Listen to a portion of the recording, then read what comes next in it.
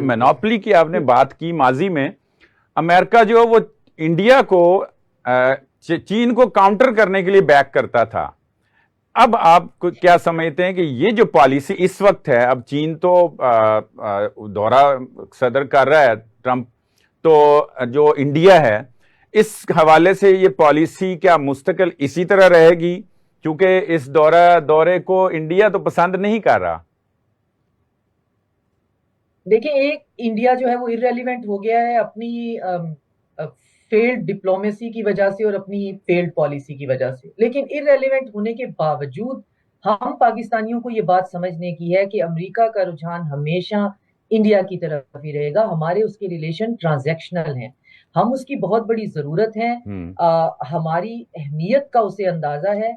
लेकिन इंडिया के अंदर एक बहुत बड़ी एटलांटिसिस्ट एक पूरी क्लास है जिनके अपने इंटरेस्ट हैं, बिजनेस हैं और इवन पर्सनल कॉन्टेक्ट हैं।